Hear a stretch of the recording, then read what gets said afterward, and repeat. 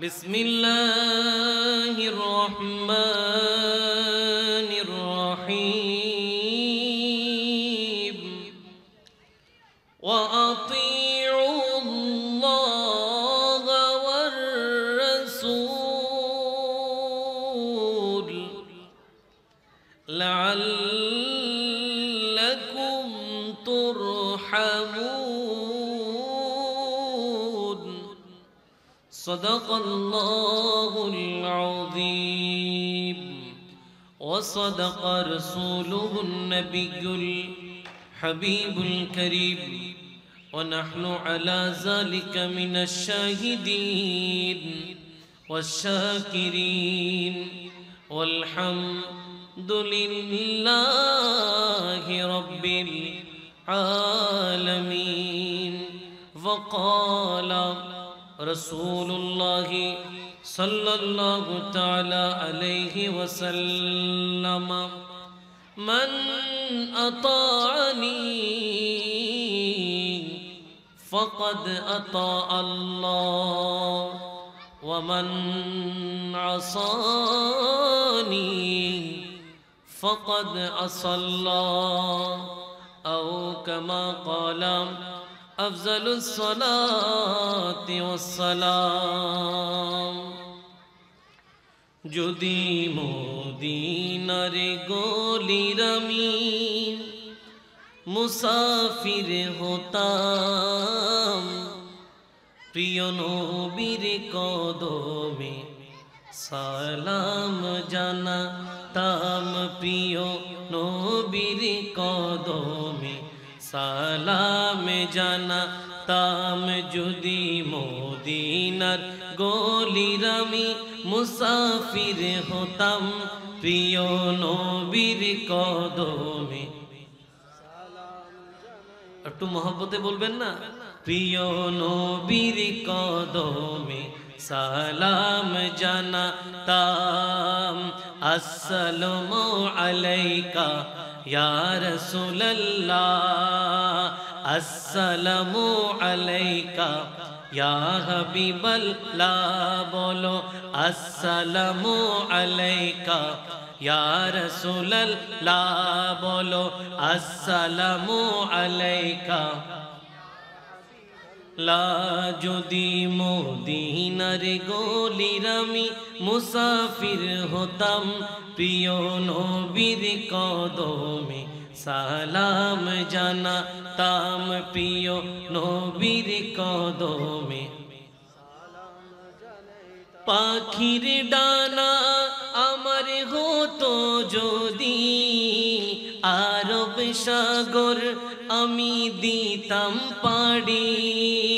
পাখির ডানা আমার হতো যদি, আরব সাগর আমি দিতাম পাড়ি। যেথায় ইয়া নবী ইয়া নবী বলে বিশ্ব মুসলমান, যদি মদিনার গলির আমি মুসাফির হতাম, প্রিয় নবীর কদমে তাম, প্রিয় নবীর কদমে তাম। আসসালামু আলাইকা ইয়া রাসূলুল্লাহ, বলো আসসালামু আলাইকা ইয়া রাসূলুল্লাহ, আসসালামু আলাইকা লা, বলো আসসালামু আলাইকা। যে পড়েছে নবীর প্রেমে তার কি আর ভয় দোজাহানে, সুবহানাল্লাহ। যে পড়েছে নবীর প্রেমে তার কি আর ভয় দোজাহানে, তার কি আর ভয় দোজাহানে। জান্নাতে রাখিবেন নবী হাদিসে প্রমাণ, জান্নাতে রাখিবেন নবী হাদিসে প্রমাণ। যদি মদিনার গলির আমি মুসাফির হতাম প্রিয় নবীর কদমে তাম প্রিয় নবীর কদমে তাম আসসালামু আলাইকা জোরে আসসালামু আলাইকা ইয়া রাসূলুল্লাহ আসসালামু আলাইকা যদি মদিনার গলির আমি মুসাফির হতাম প্রিয় নবীর কদমে সালাম জানাতাম। সবাই বলি মারহাবা, আরো চিৎকার দিয়ে বলি মারহাবা। সুবহানাল্লাহ, আলহামদুলিল্লাহ, আল্লাহু আকবার। সুবহানাল্লাহ, আলহামদুলিল্লাহ, আল্লাহু আকবার। সুবহানাল্লাহ, আলহামদুলিল্লাহ, আল্লাহু আকবার। বানিয়াপাড়া তরুণ পরিষদ এর ব্যবস্থাপনায় ঐতিহ্যবাহী মিরবাগ ফকির মিয়াজি জামে মসজিদ গৌসিয়া কমিটি বাংলাদেশ শাখার সহযোগিতায় পবিত্র ঈদে মিলাদুন নবী সাল্লাল্লাহু আলাইহি ওয়াসাল্লাম ও ফাতিহায়ে ইয়াজদাহ উদযাপন ও ইংরেজি নববর্ষ উপলক্ষে আজিমুশান নুরানি মিলাদ মাহফিল মহিমান্বিত জুমাদাল আউয়াল শরীফ একেবারে শেষ লগ্নে জুমাদা সানি শরীফ আমাদেরকে হাতছানি দিচ্ছেন। জুমাদা সানি আগমন যে মাস করবেন এই মাসের সহজে চেনার জন্য আমরা সিদ্দিকে আকবর রাদিয়াল্লাহু তাআলা আনহুর মাস বলি। সুবহানাল্লাহ বলেন। এরকম একটা চমৎকার মহিমান্বিত সময়ে আমরা বসে রইলাম।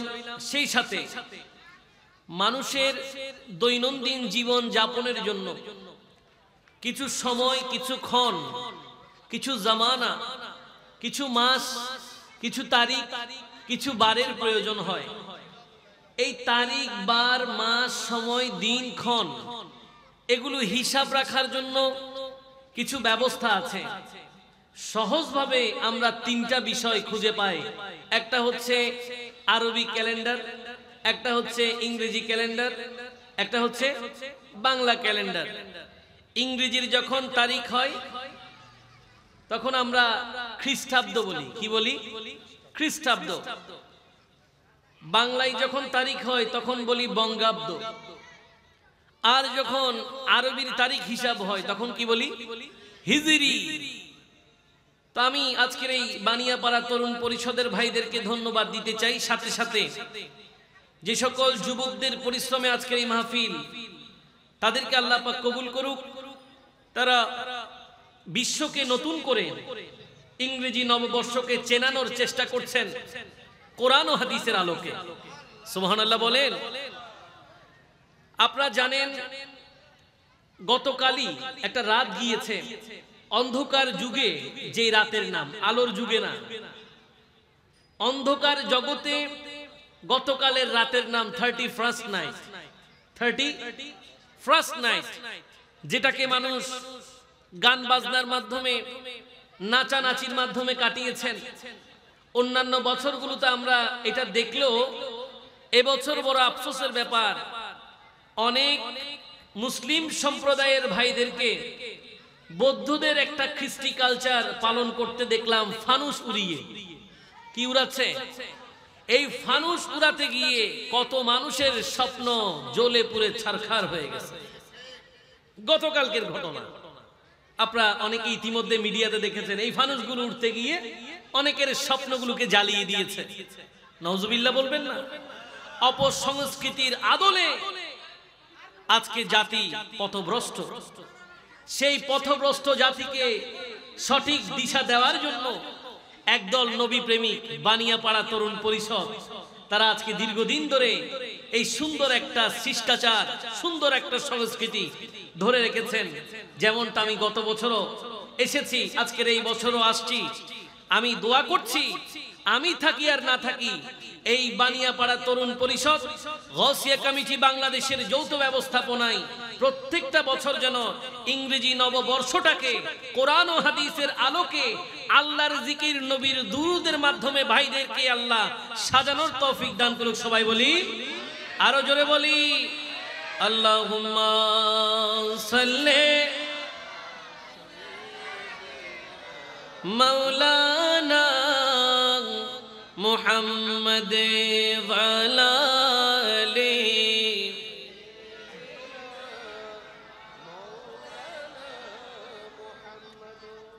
পবিত্র কোরআনের আলোকে একটা আয়াত আমি তিলাওয়াত করলাম, যে আয়াতটা পবিত্র কোরআন আল আযীমের সূরা আল ইমরানের অন্তর্ভুক্ত, যেটা সূরা আলে ইমরানে আছে। সে আয়াত এবং সেটার সাথে সংশ্লিষ্ট একটা হাদিস সহিহ বুখারী থেকে আমি তিলাওয়াত করলাম। কোরআন ও হাদিসের আলোচনায় যাওয়ার পূর্বে আমি আপনাদেরকে অবগত করতে চাই আজকে আমার আলোচনার বিষয়টা কি। আজকে আমার আলোচনার বিষয় হচ্ছে, বান্দা যদি আল্লাহর প্রিয় হতে চায় বান্দাকে কি করতে হবে। বান্দা যদি আল্লাহর প্রিয় হতে চায় তাহলে বান্দার কি করতে হবে, এবং যারা প্রিয় হয়ে গেছেন তাদের সাথে আল্লাহ পাকের ব্যবহার কেমন ছিল, এই নির্দিষ্ট একটি বিষয়ের উপরে আল্লাহ পাক আমাকে কিছু বলার, আপনাদেরকে শোনার, এবং যারা এখনো বাইরে ভালোবেসে দাঁড়িয়ে আছেন সবাইকে মাহফিলের এই রহমতের প্যান্ডেলে বসার আল্লাহ তৌফিক দান করুক। সবাই বলি, আরো উচ্চ আওয়াজে বলি, কোরআন আল কারীমের তিলাওয়াত থেমে গেলে সুবহানাল্লাহ বলবেন। কি বলবেন? আমি যেহেতু এখানে সব সময় আসি, আপনারা আমাকে চিনেন, আমি নিজেকে এই বিষয়টা বলতে মোটেও দ্বিধাবোধ করব না যে আমি আপনাদের পরিবারের একজন সদস্য। যেহেতু আমি সব সময় সব কাজেই আমি আসি, সেহেতু আপনাদেরকে আর নতুন করে বলার কিছু নাই। কোরআন আল কারীমের অসংখ্য ফজিলত, প্রতি অক্ষরে নেকি 10টা করে রাহমাতাল লিল আলামিন বলেছেন। কোরআনের মাহফিলে বসেছেন, কিরামান কাতিবিন লিখবেন, সেই সাথে যদি আল্লাহর প্রশংসা হয়, সুবহানাল্লাহ যদি বলে কোরআন আল কারীমকে আমরা স্বাগতম জানাই, এতে কি ভালো হবে না খারাপ হবে? তাহলে থেমে গেলে কি বলবেন? আস্তে না জোরে? আর একটু উঁচু আওয়াজে। বিসমিল্লাহির রহমানির রহিম। ওয়া আতিউল্লাহা ওয়ার রাসূল লাআল্লাকুম তুরহামুন। রব্বুল আলামিন হাকিমুল হাকিমিন পবিত্র কোরআন আল কারীমের মধ্যে এলান করতে লাগলেন।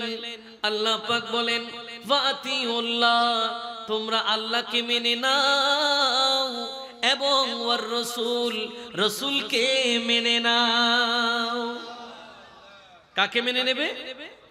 আল্লাহকে মেনে নেবে, রাসূলকে মেনে নেবে, আল্লাহর আনুগত্য স্বীকার করবে, রাসূলের আনুগত্য স্বীকার করবে, আল্লাহর অনুগত হয়ে যাবে, রাসূলের অনুগত হয়ে যাবে, আল্লাহর নির্দেশ মানবে, রাসূলের নির্দেশ মানবে।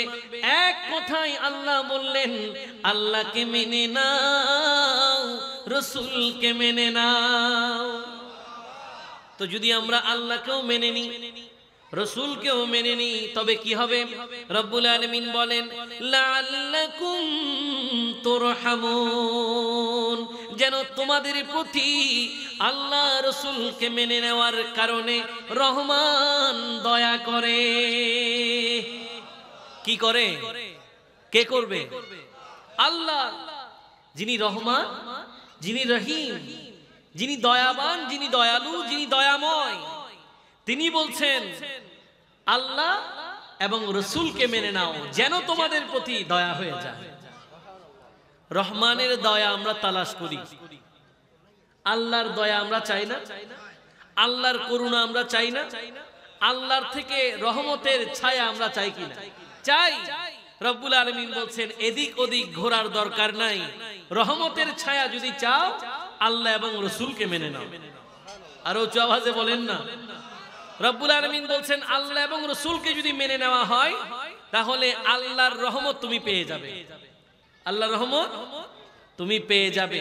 রব্বুল আলামিন আমাদেরকে আল্লাহ এবং রসুলকে মেনে নিয়ে আল্লাহর রহমত পাওয়ার আমাদেরকে তৌফিক দান করুক। সবাই বলি, আর একটু উচ্চ আওয়াজে বলি।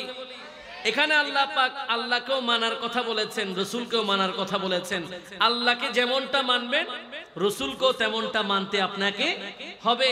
কেউ যদি এমন থাকে যে আমি আল্লাহকে মানলাম রসুলকে মানলাম না, হবে? হবে না।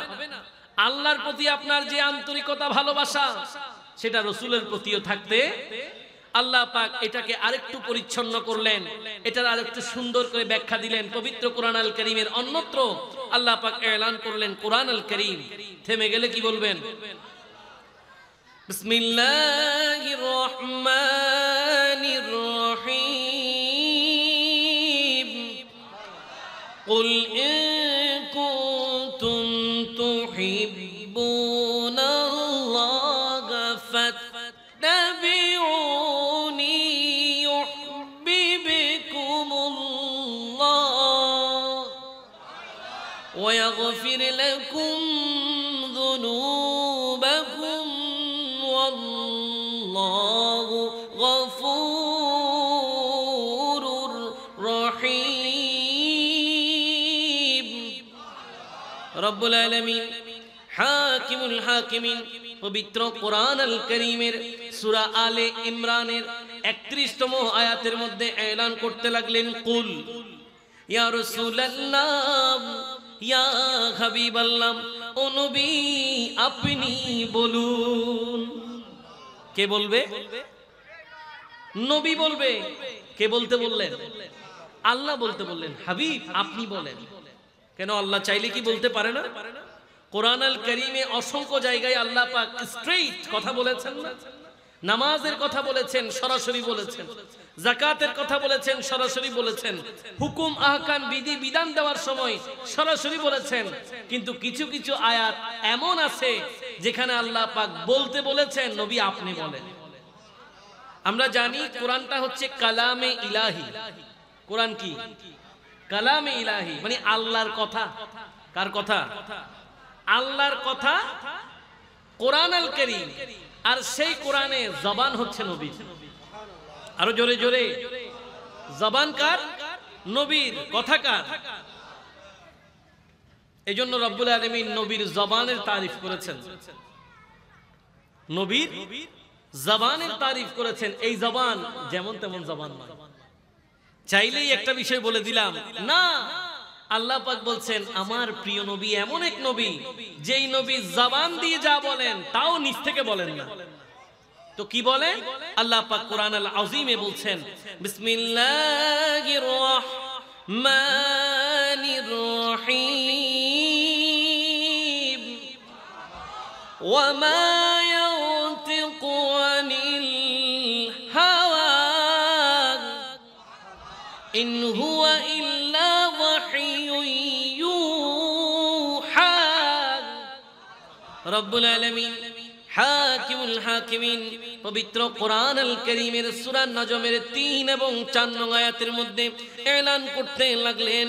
আল্লাহ পাক বলেন এমন এক নবী তোমাদেরকে দিলাম যে নবী কোনদিন নিজ থেকে কোনো কথা বলে নাই, বরঞ্চ নবী তাই বলেছেন যা আল্লাহ বলেছেন। আরো জোরে বলেন না সুবহানাল্লাহ। নবীজি কোনো কথা নিজ থেকে বলে নাই, যা আল্লাহ পাক বলতে বলেছে সবগুলো সেই কথাগুলোই নবী বলেছেন। এইজন্য কোরআনটা যেমন ওহী, সুবহানাল্লাহ বলে আমরা শুনেছি না ওহী নাজিল হয়, কোরআনটা যেমন ওহী নবীর হাদিসও ওহী। কোরআন যেমন ওহী নবীর হাদিসও ওহী। এইজন্য ওহী হচ্ছে দুই প্রকার, ওহী এ মাতলু, ওহি গায়রে মাতলুব। এমন কিছু কথা আছে যে কথা আল্লাহর, কিন্তু নবীর জবান দিয়ে আসছে, কোরআনে আসে নাই। নবীর কথা কোরআনে আসছে না, যেগুলো হাদিসে আসছে ওখানেও অনেক কথা আছে যেগুলো আল্লাহর কথা। তো রব্বুল আলামিন হাকিমুল হাকিমিন কোরআন আল আযীমে বলছেন, এটা এমন নবী যেই নবী জবান দিয়ে যা বলেন তাও নিজের ইচ্ছায় বলে না, যা আল্লাহ বলতে বলেছেন তাই নবী বলেছেন। এবার রব্বুল আলামিন বলেন, কুল ইয়া রাসূলুল্লাহ ইয়া হাবিবাল্লাহ, ও নবী আপনি বলুন, ইন কুনতুম তুহিব্বুনাল্লাহ, তারা যদি আল্লাহকে ভালোবাসে। কাকে কাকে একটু বলেন না। আচ্ছা, এখানে কি এমন কেউ আছে যে আল্লাহকে ভালোবাসে না? আল্লাহর ভালোবাসার দাবি রাখে না, এরকম কেউ আছে? সবাই বলে আল্লাহকে ভালোবাসি। সবাই কি বলে? যত দল আছে, যত মত আছে, যত কিছুই থাকুক, সবাই কি বলে? আমরা আল্লাহর প্রেমিক। আমরা কিসের প্রেমিক? তা আল্লাহ পাক বলছেন, যদি তোমরা আল্লাহর ভালোবাসার দাবি রাখো তাহলে তোমাদের জন্য একটা নির্দিষ্ট সিস্টেম আছে। কি আছে? একটা নির্দিষ্ট রোড আছে, যে আল্লাহর ভালোবাসার দাবি যদি তোমরা রাখো, পবিত্র কোরআন আল কারীমের সূরা আলে ইমরান খুলে দেখো, যারা আল্লাহকে ভালোবাসতে চায় আল্লাহ তাদেরকে একটা পথ দেখিয়ে দিয়েছেন। রব্বুল আলামিন বলেন, ইন কুনতুম তুহিব্বুনাল্লাহ, নবী আপনি বলুন, তারা যদি আল্লাহর ভালোবাসার দাবি রাখে, তারা যদি আল্লাহকে ভালোবাসতে চায়, ফাত্তাবিউনি ইউহিব্বুকুমুল্লাহ, নবী আপনি বলুন, তারা যদি আল্লাহর প্রেমের গলিতে আল্লাহকে পেতে চায়, আল্লাহকে রাজি করতে চায়, আল্লাহকে খুশি করতে চায়, তাদেরকে বলুন আল্লাহর ভালোবাসার দাবি যদি তারা রাখে, তারা যেন আপনি নবীকে অনুসরণ করে। কাকে অনুসরণ করে? যদি ভালোবাসার দাবি কার হয়? আর উচ্চ আওয়াজে আল্লাহর ভালোবাসার দাবি যদি হয়, তাহলে যেন নবীকে অনুসরণ করা হয়। কেউ যদি নিজেকে আল্লাহর প্রেমিক দাবি করে, কেউ যদি নিজেকে আল্লাহর ভালোবাসার কেউ মনে করে, কেউ যদি আল্লাহর প্রিয় হতে চায়, কেউ যদি আল্লাহর প্রিয়তম বান্দাদের অন্তর্ভুক্ত হতে চায়, রব্বুল আলামিন বলছেন, হাবিব আপনি বলেন, যদি আল্লাহর ভালোবাসার দাবি তারা করে, তারা যেন আপনি নবীকে অনুসরণ করে। তাহলে আল্লাহর ভালোবাসা পাওয়ার জন্য নবীর দরবারে যেতে হবে। কোথায় যেতে হবে? ভালোবাসা আর কোথাও খুঁজলে পাওয়া যাবে? রোড দিলেন স্বয়ং লা ইলাহা ইল্লাল্লাহ, পথ বলে দিচ্ছেন, পথ নির্দেশিকা গাইড দিচ্ছেন। আমরা বিভিন্ন জায়গায় ভ্রমণে গেলে একটা গাইড থাকে না, একটা পথ নির্দেশিকা থাকে না? আরো যদি সহজ করে বলি, এখন গ্লোবালাইজেশন, মানুষ অনেক বেশি আপডেট, যেটাকে আমরা বলি। কোথাও আপনি গেলেন, জায়গা আপনি চিনতেছেন না, মোবাইল অ্যান্ড্রয়েড হলে সাথে সাথে খুললেন, ইন্টারনেটটা অন করলেন, গুগলের মধ্যে সার্চ দিলেন, আপনার ম্যাপ বলতেছে, ঠিক না? এরপরে ম্যাপ আপনাকে গাইড দিচ্ছে কোথায় কোথায় যাবেন, গুগল আপনাকে বলতেছে কোথাও কোথাও আপনি যেতে পারবেন। এইটা তো দুনিয়াবি যাওয়া। আল্লাহ পাক বলছেন, যেখানে গেলে তোমাকে আর ফিরে আসতে হবে না, খালিদিনা ফিহা, সেই জান্নাতে সারা জীবন থেকে যাবে, যেখান থেকে আর কাউকে বের করা হবে না। সেই পথ তোমাকে বলছি, তুমি যদি সেই মওলায়ে আলার প্রিয় হতে চাও, তাহলে নবীকে অনুসরণ করে নাও। রব্বুল আলামিন বলেন, যদি নবী তারা আপনাকে অনুসরণ করে নেয়, ঘোষণা দেন ইউহিব্বুকুমুল্লাহ, কষ্ট করে আর আল্লাহকে ভালোবাসতে হবে না, আরশের মালিক ফরশের মালিক তোমাকেই ভালোবাসবে। উচ্চ আওয়াজে বলেন সুবহান। কেউ যদি নবীকে অনুসরণ করে ফেলে, বান্দাকে আর কষ্ট করে আল্লাহর ভালোবাসার তালাশ করার দরকার। নবী আপনি বলেন, তারা যেন আপনাকে অনুসরণ করে।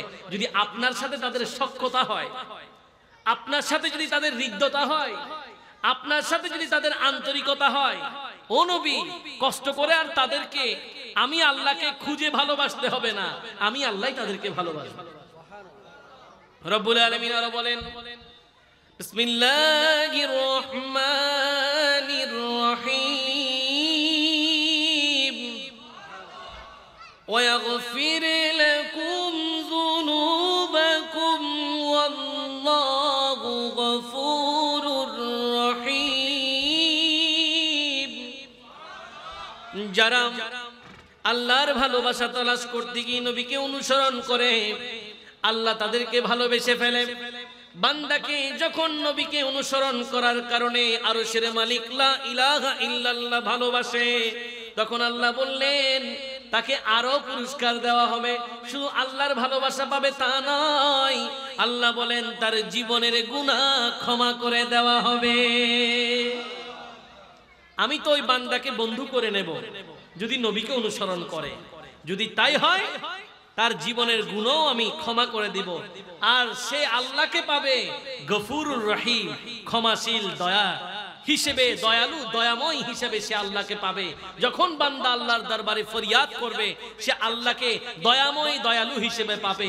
আসুন সে নবীকে ভালোবেসে, সে নবীর পথ অনুসরণ করে, সে নবীর প্রতি হৃদ্যতা রেখে, সে নবীর আন্তরিকতা অন্তরে রেখে আল্লাহর নবী রহমাতাল লিল আলামিনের ঈদে মিলাদুন নবীর শিক্ষা, নবীর জীবনের প্রত্যেকটা দীক্ষা আমরা যেন নিতে পারি। আল্লাহ তৌফিক দান করুক। সবাই বলি, কারণ নবীটাই তো অনন্য, তাই তো আমরা বলি সবসে আওলা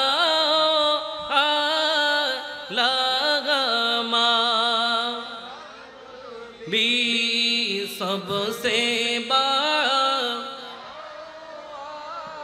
लगमा भी सबसे हमारा नबी सबसे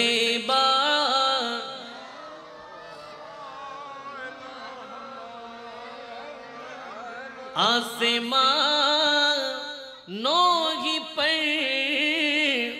सब नबी रह गए, अर्शे आज़म पे पहुंचा हमारा नबी सबसे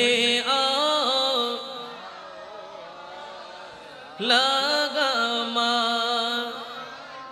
भी सबसे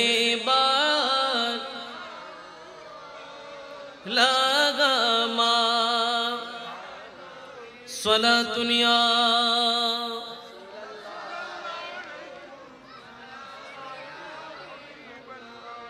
রব্বুল আলামিন বলছেন যে বান্দা, যে নবীর উম্মত আল্লাহ এবং রসুলকে মেনে নেয় তাদের প্রতি আল্লাহর দয়া হয়। প্রথম আয়াত। দ্বিতীয় আয়াতে বলল যে বান্দা আল্লাহর বন্দেগীর জন্য আল্লাহর ভালোবাসার তালাশ করে, সে যদি নবীজিকে অনুসরণ করে তাহলে সেই বান্দা আল্লাহর প্রিয় হয়ে যায়, তার জীবনের গুনাহ আল্লাহ মুছে দেয়। এবার এতো গেল এতক্ষণ পর্যন্ত রহমতের কথা। যারা আল্লাহ রসুলকে মেনে নিয়েছে আল্লাহ তাদেরকে দয়া দেবেন, রহম করবেন। দ্বিতীয় আয়াতে আল্লাহ পাক বান্দাকে মুহিব বানিয়ে নেবেন, মাহবুব বানিয়ে নেবেন রসুল আকরাম সাল্লাল্লাহু আলাইহি ওয়াসাল্লামের অনুসরণ কারণে, এটা বললেন। এবার এটার বিপরীতে অনেকে আছে না যারা এই কথাটা মানবে না, রসুলকে মানে না, রসুল আকরামের প্রতি যথার্থ ভালোবাসা প্রদর্শন করে না, যেটুকু উপস্থাপন করা উচিত সেটুকু করে না, কিংবা অন্তরটাকে যে নবীর প্রেমের আস্তানা বানানোর কথা কোরআন বলেছেন সেভাবে করে না। এবার আল্লাহ পাক তাদের ব্যাপারে কোরআন আল কারীমে ফয়সালা দিয়েছেন, তাদের সাথে ব্যবহার কি হবে।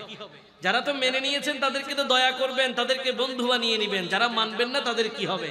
রব্বুল আলামিন কোরআন আল আযীমে বলছেন, বিসমিল্লাহির রহমানির রহিম,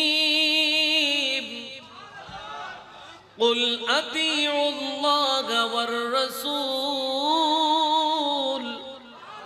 ফাইন তাওয়াল্লাউ ফাইন্নাল্লাহা লা ইউহিব্বুল কাফিরিন।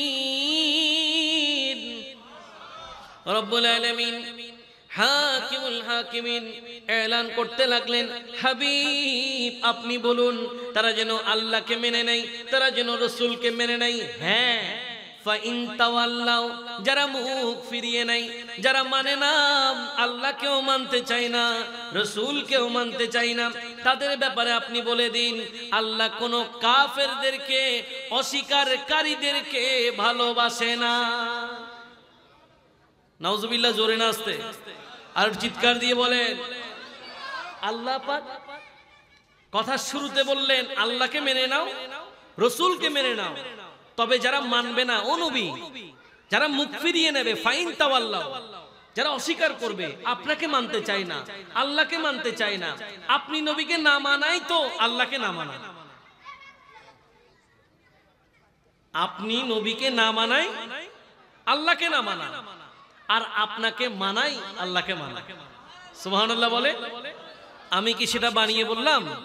না না, পবিত্র কোরআন আল কারীমের সবচেয়ে কোরআন আল কারীমের পরে মানুষের কাছে গ্রহণযোগ্য গ্রন্থ, ওলামা ফুকাহা বিভিন্ন মহলে কোরআন হাদিসের ইলম যাদের কাছে আছে, যাদের কাছে সবচেয়ে গ্রহণযোগ্য কিতাব ইমাম বুখারী রাহমাতুল্লাহ আলাইহির বিশ্ববিখ্যাত গ্রন্থ সহিহ বুখারী শরীফ।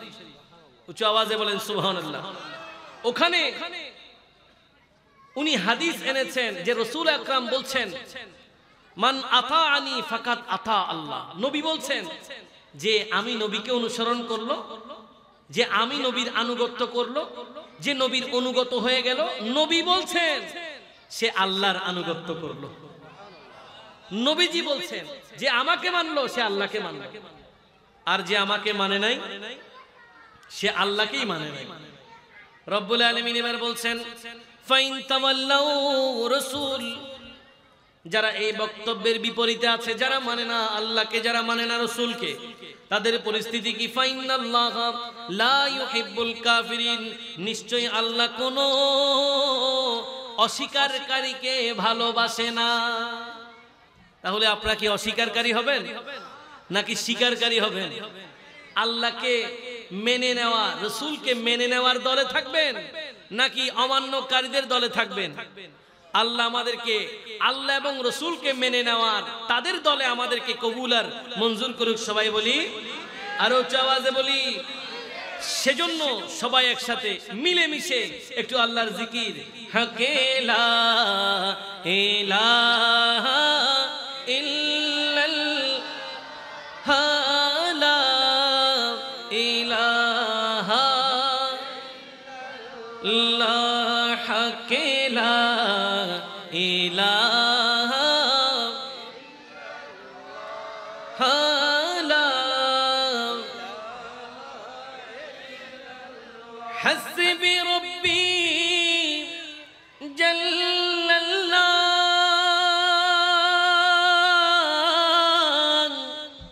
মা ফি কলবি গায়রুল্লাহ হকে নূরে মুহাম্মদ সাল্লাল্লাহু লা ইলাহা জোরে হাকেলা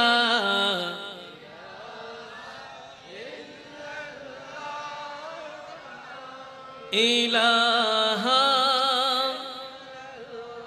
अव्वल आखिर है अल्लाह, ज़ाहिरो बातिने है अल्लाह, है जिससे मुँह में जागे अल्लाह ला इलाहा ला हकेला इलाहा इलाहा ला इलाहा इल्लल्लाहु मुहम्मदुर रसूलुल्लाह সাল্লাল্লাহু তাআলা আলাইহি ওয়াসাল্লাম। উচ্চ আওয়াজে পড়ি সুবহানাল্লাহ। আর একটু জোরে পড়ি। বলছিলাম বান্দা আল্লাহর রহমত পাওয়ার জন্য, আল্লাহর প্রিয় হওয়ার জন্য কি করতে হবে? তাহলে একটা বিষয় আমাদের সামনে উপস্থাপন হলো, আল্লাহ এবং রাসূলকে মেনে নিতে হবে। তাহলে বান্দা আল্লাহর রহমতের চাদরে থাকবে। যদি রহমতের চাদরে থাকতে হয় আল্লাহ এবং রাসূলকে মেনে নিতে হবে। যারা এভাবে করে আল্লাহর রহমতের অন্তর্ভুক্ত হয়ে গেছে তাদের সাথে আল্লাহ কেমন ব্যবহার করেছেন? যদি পূর্ববর্তী নবী রাসূলদের জীবনী দেখেন, দেখবেন অসংখ্য বান্দা আছে এমন যারা আল্লাহর প্রিয় বান্দা, যারা আল্লাহর প্রিয় হয়ে যায়। যেমন ফাতিহা ইয়াজদাহুমের মাহফিল, গৌসে পাক আব্দুল কাদের জিলানীর ইতিহাস যদি দেখেন, তিনি আল্লাহর প্রিয় হয়ে গেছেন। কি হয়ে গেছেন? আল্লাহর প্রিয় হয়ে গেছেন। সেটা শুধুমাত্র এমনিতে বসে বসে হয়েছেন বিষয়টা এমন না। এটা এত সহজ না যে আমরা আজকে মাহফিলে আসলাম, আপনারা নিচে বসলেন, আমি উপরে বসলাম, বিষয়টা এত সহজ ছিল না। ইসলামের একেবারে সূচনা লগ্নে এত সহজ করে ইসলাম আসে নাই। ইসলাম আসা বড় কষ্ট ছিল। ইসলামের পথগুলো অনেক কষ্ট ছিল। আমরা যে বিভিন্ন সময় অনেকে অনেক রকম করে আল্লাহর আউলিয়া ইকরামদের সম্পর্কে বিভিন্ন রকম বলে, কেন বলে? কারণ তারা ওলি কেমনে হয় সেটা জানে না। ওলি কেমনে হয় সেটা জানে না। গৌসে পাক কেমনে বাদে শাহে আউলিয়া হয়েছেন সেই পথ সম্পর্কে তাদের ধারণা নাই। খাজা গরিবে নওয়াজ মুঈনুদ্দিন চিশতি আজমিরি কেমনে হয়েছেন এটার সম্পর্কে তাদের ধারণা নাই। খাজা আব্দুর রহমান চৌরবি কেমনে হয়েছেন এই ধারণা তাদের নাই। গৌসে মাইজভান্ডার কেমনে হয়েছেন এই ধারণা তাদের নাই। গাজী দ্বীন মিল্লাহ আল্লামা শেরে বাংলা কোন পথে আল্লাহর প্রিয় হয়েছেন ওই পথের দিশা তাদের নাই। তারা যদি জানতো ওলি হওয়া কত কঠিন ব্যাপার, তাহলে কোনোদিন ওলিদের বিরুদ্ধে কোনো কথা বলতো না। যেমন গৌসে পাক আব্দুল কাদের জিলানী, উনার জীবনের ইতিহাস আপনারা জানেন। উনার জীবনের এমন অনেক দিন আছে যেই রাতগুলো তিনি নির্ঘুম কাটিয়েছেন, দিনগুলো নির্ঘুম কাটিয়েছেন। আমরা যখন ঘুমে পড়ি আমাদেরকে মুয়াজ্জিন সাহেব ডেকেও তুলতে পারে না। আসসালাতু খায়রুম মিনান নওম মুয়াজ্জিন সাহেব বলতেছেন, কিন্তু আমরা ঘুম থেকে কষ্ট করে ঠান্ডাকে জয় করে নামাজ পড়তে আসতে পারি। মসজিদ পর্যন্ত আমাদের আসার সুযোগ হয় না। আর গৌসে পাক বলছেন আমি লাগাতার 25টা বছর, কোথাও কোথাও আছে 40 বছর, এশারের উযু দিয়ে আমি ফজরের নামাজ পড়েছি। আরো উচ্চ আওয়াজে সুবহানাল্লাহ, আরো চিৎকার দিয়ে বলেন না। 1-2 বছর না, 1-2 দিন না, 3-4-5 দিন না। এটা গৌসে পাক কেমনে হয়েছে? যিনি বলছেন আমার রাতটাকে আমি আমার প্রভুর জন্য সঁপে দিয়েছি, আমার দিনটাকেও আমি আমার প্রভুর জন্য সঁপে দিয়েছি। গৌসে পাক বলছেন যেদিন থেকে আমি মুস্তাফার গোলামি নিয়ে নিয়েছি ওই দিন থেকে এই জাহানের মুনিব আমি হয়ে গেছি। আপনি দেখেন গৌসে পাকের কালাম, আপনারা যখন গৌসিয়া শরীফ পড়েন ওখানে এই কালামগুলো আছে। তিনি বলছেন নজরতু ইলা বিলাদিল্লাহি জামান কাখরদালাতিন আলা হুকমি ইত্তিসালি আসসালামে আসসালামে। গৌসে পাক বলছেন আমি রাসূল আকরামের গোলামি নিয়ে নিলাম, এইজন্য আমি আল্লাহর এত প্রিয় হয়ে গেছি। যখন আমি আল্লাহর বন্ধু হয়ে গেছি তখন আমার অবস্থা এমন, আমি যখন আল্লাহর সৃষ্টির দিকে একটা নজর দিই, কোথায় দেয়?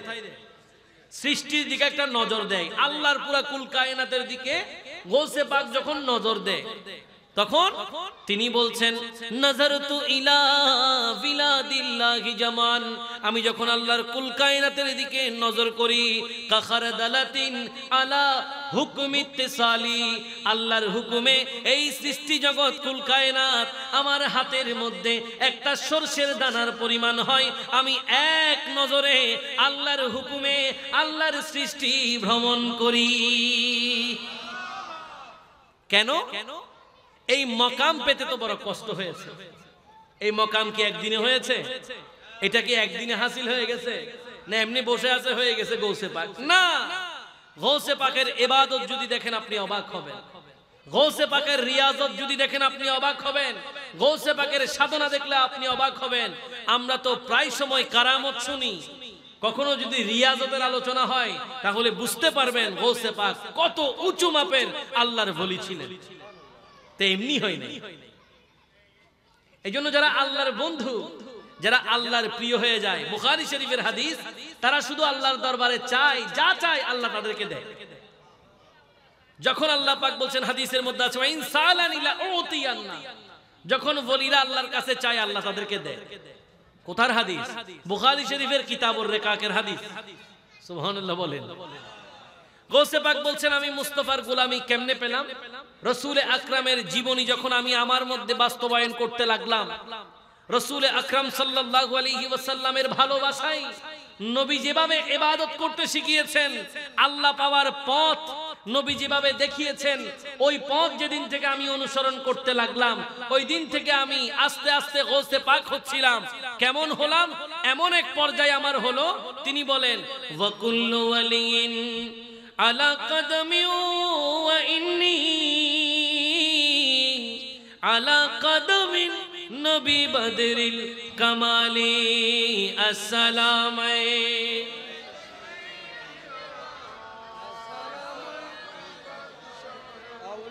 গৌসে পাক বলছেন যেদিন থেকে আমি মুস্তাফার গোলামি নিয়েছি, আমার অবস্থা এমন হয়ে গেছে, রাসূল আকরামের কদম মুবারক যেদিন থেকে গৌসে পাকের কাঁধে উঠেছে, গৌসে পাক বলছেন ওই দিন থেকে আমি দামি হয়ে গেছি। আর নবীর কদম যখন আমার কাঁধে লেগে গেছে, আমার কদম নেওয়ার জন্য সব ওলিরা আপন আপন কাঁধ ঝুঁকিয়ে দিয়েছেন। সেটা হচ্ছে গৌসে পাক, যেটা একদিনে হয়নি। যিনি এমন গৌসে পাক, ছোট্টবেলায় মা বলেছেন মিথ্যা বলা যাবে, মিথ্যা বলা যাবে, চাইলে তো মিথ্যা বলতেই পারেন। এটার মধ্যে কিন্তু বিশাল এক শিক্ষা আছে। আমরা প্রায় সময় কথাগুলো শুনি কিন্তু আমরা আমল করি না। অনেক বিশাল এক শিক্ষা এটার মধ্যে আছে। গৌসে পাক ছোট, মাত্র পড়ালেখা শিখতে যাবেন, বাগদাদের উদ্দেশ্যে রওনা।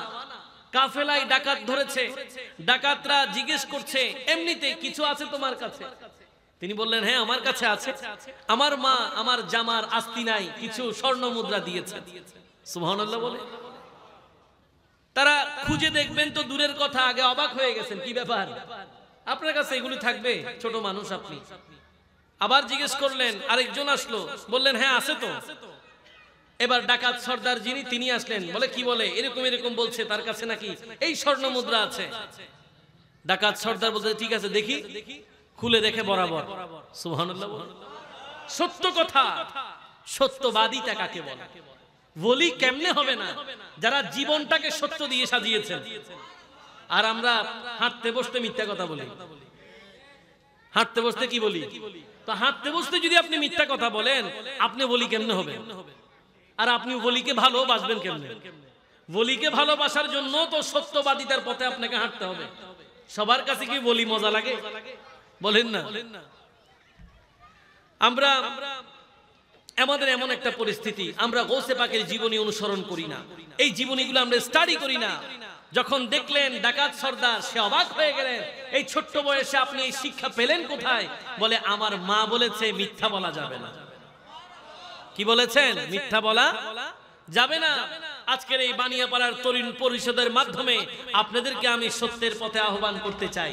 আসুন আজ থেকে আমরা মিথ্যাগুলোকে কমিয়ে দিই, সত্য বলার চেষ্টা করি। নিঃসন্দেহে আজকের এই বানিয়াপাড়ার তরুণ পরিষদের তরুণরা বাকি তরুণদের থেকে আলাদা। কি বলেন ঠিক কিনা? এটা মোটো বললে বাড়িয়ে বলা হবে না, এটা তাদের প্রতি জাস্টিস হবে, ন্যায়ের সাথে কথাটা বলা।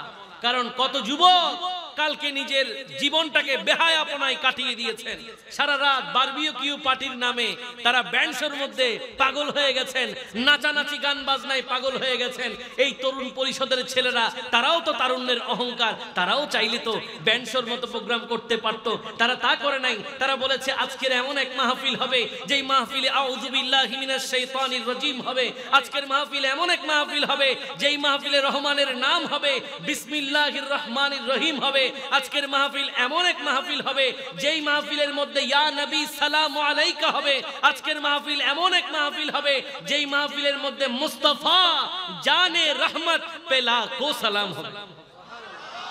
আল্লাহ পাক এই যুবকদেরকে কবুল আর মঞ্জুর করুক। সবাই বলি, যুবক যদি আল্লাহর বন্ধু হতে চায়, প্রিয়দের হতে চায়, আল্লাহর বন্দেগীর পথে যদি নিজেকে কবুল করাতে হয়, তাহলে বন্দেগী যারা করে ধন্য হয়েছে তাদেরকে চিনতে হবে। যারা ধন্য হয়ে গেছে তাদেরকে। আসুন সহিহ বুখারী শরীফের একটা হাদিস আপনাদের জন্য নোট করেছি। সেই হাদিস যে আলোচনা, সে আলোচনা বলেই আমি আমার আলোচনা শেষ করব। এর মধ্যে আমাদের নির্ধারিত বক্তা, আজকের এই মাহফিলের সম্মানিত প্রধান আলোচক তিনি আসবেন। হাদিসে মুকদ্দাসার মধ্যে ইরশাদ হচ্ছে, আল্লাহর নবীর প্রিয় সাহাবী হযরত আবু হুরায়রা রাদিয়াল্লাহু তাআলা আনহু, যিনি এমন এক সাহাবী, আপনারা অবাক হবেন, ওনার নাম ছিল আব্দুর রহমান। নাম কি? নাম হচ্ছে আব্দুর রহমান। নবী শুধু একদিন নবীর দরবারে যাওয়ার সময় যখন বিড়াল ছানা নিয়ে ঢুকতেছে, আল্লাহর নবী বললেন, ওহে বিড়াল ছানার বাবা, যেটাকে আরবিতে বললে হয় আবু হুরায়রা। সুবহানাল্লাহ। সেদিন থেকে নবীর সেই ডাক এত পছন্দ হয়েছে, তিনি এমন ভাবে নবীর ডাকটা পছন্দ করেছেন, নিজের আসল নাম মিঠে গেছে, নবীর দেওয়া নাম থেকে গেছে। এবং আপনারা অবাক হবেন, হযরত আবু হুরায়রা রাদিয়াল্লাহু তাআলা আনহু এমন এক সাহাবী, যার থেকে অধিক হাদিস রিওয়ায়াত হয়েছে, 5374টা হাদিস তিনি একা বর্ণনা করেছেন। আরো জোরে বলেন না সুবহানাল্লাহ। স্বয়ং বুখারী শরীফ এবং মুসলিম শরীফে একসাথে ওনার হাদিস বর্ণনা হচ্ছে 325টা। কয়টা?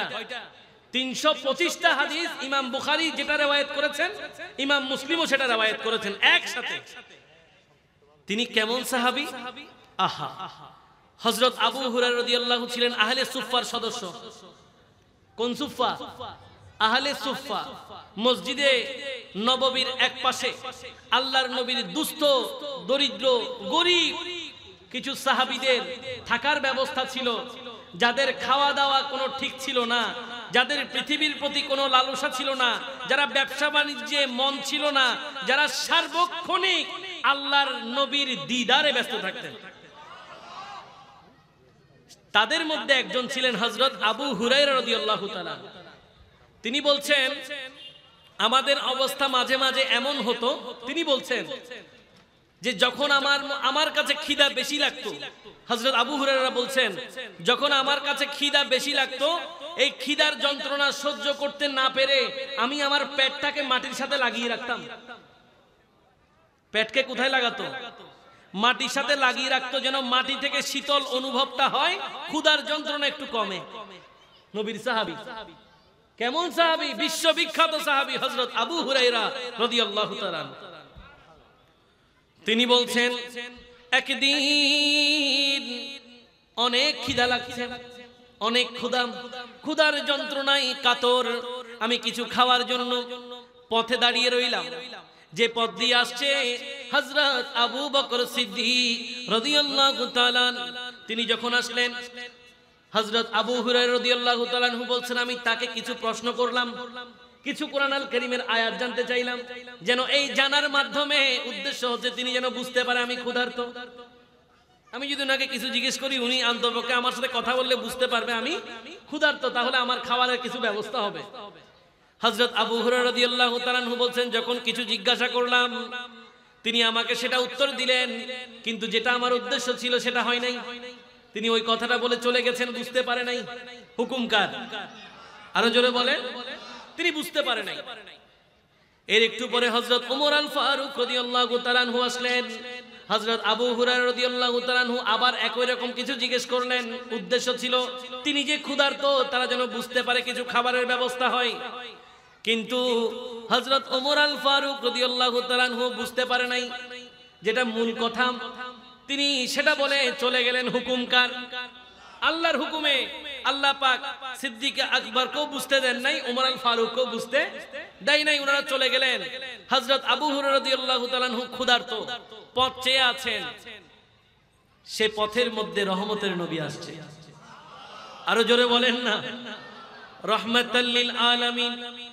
হযরত আবু হুরায়রা রাদিয়াল্লাহু তাআলা আনহু বলছেন, নবী যখন আসলেন, প্রশ্ন করার আগে নবী বুঝতে পারলেন আবু হুরায়রা ক্ষুধার্ত। নবী বললেন, চলো আমার সাথে চলো। ও আবু হুরায়রা, আমার সাথে চলো, বাসায় কি আছে দেখি। আল্লাহর নবী রাহমাতাল লিল আলামিনের সঙ্গী হলেন হযরত আবু হুরায়রা। নবীজি যখন নবীজির হুজরা মুবারকে গেলেন,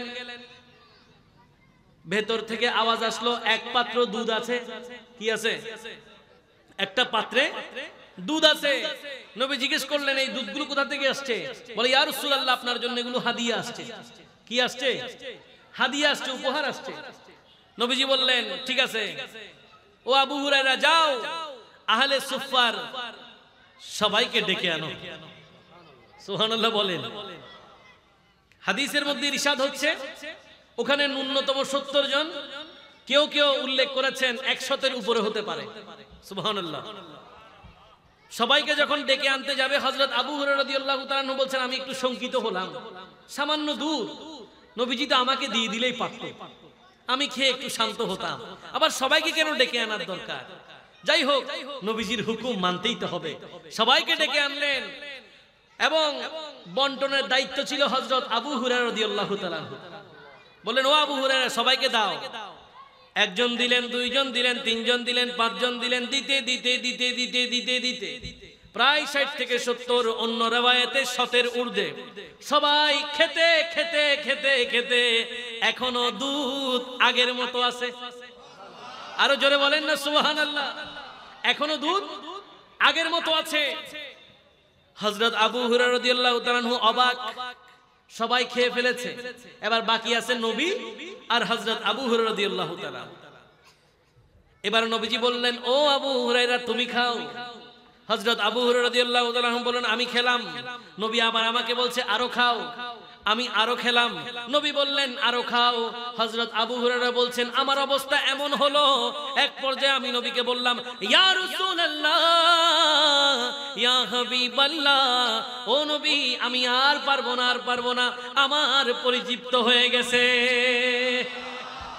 এরপরে নবী যখন খেলেন তখন সেটা শেষ হলো।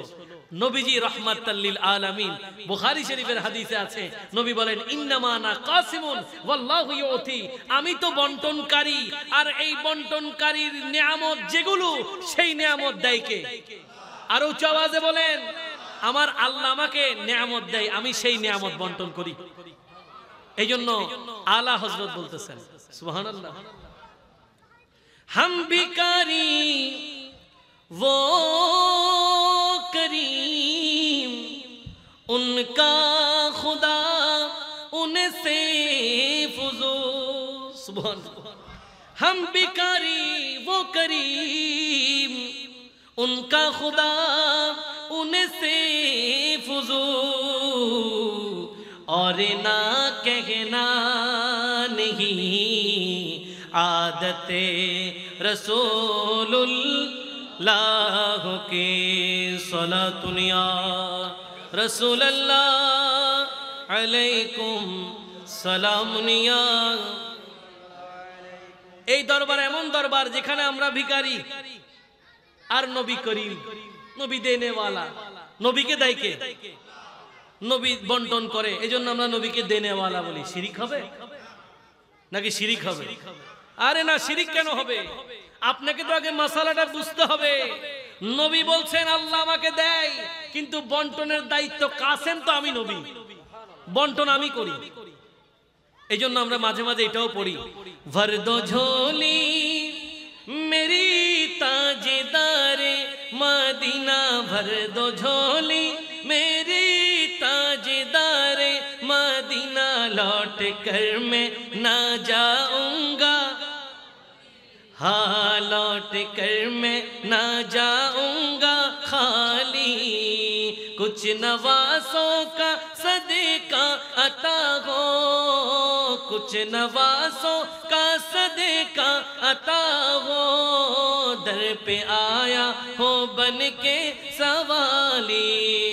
বলছিলাম রাহমাতাল লিল আলামিন, ইনি এমন নবী, নবী বলছেন ইন্নামা আনা কাসিম ওয়াল্লাহু ইউতি, নিশ্চয়ই আল্লাহ আমাকে দেয় আর সেটা বন্টন করি কি আমি নবী। এজন্য আমরা বলি যে ও নবী আপনার দরবারে আসছি, ভর দো ঝোলি মেরি তাজদারে মদিনা, লট কর মে না যাউঙ্গা খালি, খালি হাতে আমি বাড়ি ফিরবো না। নবী আপনার দরবারে আসছি, খালি হাতে যাওয়া যাবে না।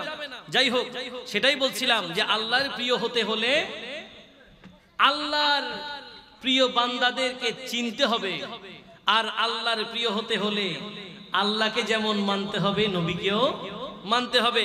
সহিহ বুখারীর একটা হাদিস, সেটা তোলা থাকলো আমি যেহেতু প্রায় সময় আপনাদের সাথে এখানে আসা হয়, আমার অন্য কোনো এক সময় এই বিষয়টা নিয়ে আলোচনা করব। আল্লাহ পাক যে আলোচনাগুলো এতক্ষণ পর্যন্ত আলোচিত হয়েছে সেগুলোর উপরে আমাদের সবাইকে আমল করার তৌফিক দান করুক। সবাই বলি, আর উচ্চ আওয়াজে বলি। মাহফিল শেষ করতে চাই হুজুরের একটা কালাম দিয়ে, যেই কালামটা সবাই অনেক পছন্দ করেছেন। আমাদের আজকে প্রধান বক্তার কালাম দিয়ে আমার কথা শেষ, যেটা চট্টগ্রাম নয় পুরা বাংলার মানুষ পছন্দ করেছে। আমি তো হুজুরের মতো বলতে পারবো না, আমি আমার মতো করে বলি। শেষ।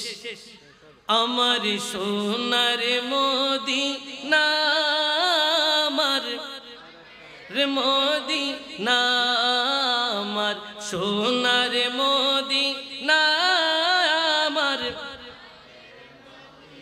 ভুলিব না তোমায় আমি, ভুলিব না তোমায় আমি, ভুলতে পারি না।